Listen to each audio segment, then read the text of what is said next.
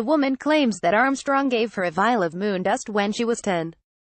Mahmoud Turkiya, AFP, Getty Images. Last week, a Tennessee woman named Laura Sicko preemptively sued NASA so that she could retain possession of a vial of moon dust that she says Neil Armstrong gave her when she was 10.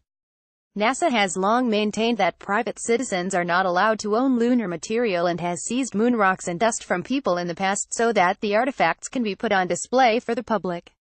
By filing the suit, Sicko hopes to establish legal ownership of the vial. According to her court filing, Sicko's father, Tom Murray, was a pilot for the Federal Aviation Administration and the U.S. Army Air Corps during World War II. He and Armstrong were friends and members of a private club of male pilots called the Quiet Birdmen. Sicko's family lived in Cincinnati in the 1970s, at the same time when Armstrong was teaching aerospace engineering at the University of Cincinnati. That's when Armstrong gave Sicko the vial of moon dust, the filing says, along with a note reading, "To Laura Ann Murray, her name at the time, best of luck, Neil Armstrong, Apollo 11. Sicko claims she was unimpressed upon receiving the gift at the age of 10. When it was handed to me, I thought that Armstrong was just my father's business partner, she told Slate. She rediscovered the vial 5 years ago while sorting through her parents' belongings after they had passed away, The Washington Post reported. Sicko and her husband went to attorney Chris McHugh for advice on what to do and learned that NASA has had a history of confiscating lunar material. It was scary, Sicko said of finding out about previous cases. We're taking it one day at a time, Chris Sicko, her husband, said. I don't know how NASA can claim that everything in space is theirs. McHugh similarly wrote in the suit, there is no law against private persons owning lunar material. Lunar material is not contraband. One part of the process is proving the moon dust is genuine, which has raised a few questions. To verify the item's authenticity, McHugh commissioned a series of tests. An analysis of the note and the signature indicated that they matched Armstrong's handwriting. McHugh sent the dust to Tom Togg, a scientist specializing in molecular spectroscopy, who ran 2 tests of his own. One test indicated that the material's composition is similar to average crust of Earth, while the other indicated that the material is consistent with the known composition of lunar regolith.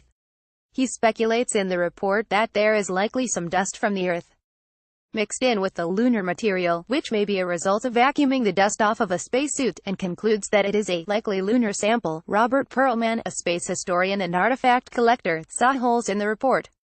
The main one concerns the conclusion that the dust is likely from the anorthositic islands and not from the basaltic lunar mare. As Perlman points out, the Apollo 11 mission landed on the lunar mare, also known as the Sea of Tranquility.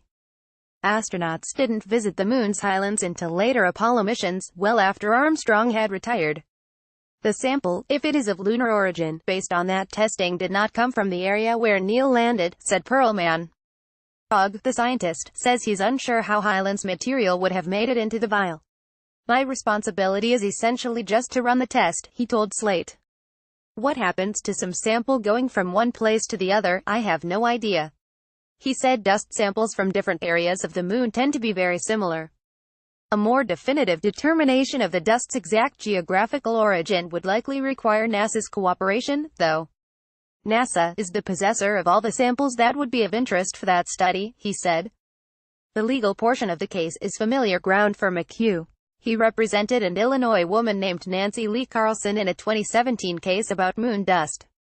Carlson had purchased a bag for lunar samples from a government auction for $955. She sent it to the Johnson Space Center in Houston to verify its authenticity, where NASA scientists discovered that the bag had actually been used by Armstrong to collect samples during the Apollo 11 mission and still contained dust. NASA tried to claim ownership over the bag. Carlson sued, and a federal court eventually ruled in her favor. She later auctioned the bag off at Sotheby's for $1.8 million. McHugh, though, says that there are a few salient differences between Carlson's and Sicko's cases. In Carlson's suit, the dispute had more to do with the bag itself than it did with the lunar material. Sicko's case, on the other hand, is much more focused on the dust. Carlson had bought the bag directly from the government, while Sicko received the vial as a gift from Armstrong. That will be a question in the case. Did Neil Armstrong have the ability to give this to Laura? He said. My view is that the only way to say that Neil Armstrong didn't have the authority to do that is to say he stole it and had it illegally. I don't think that's true.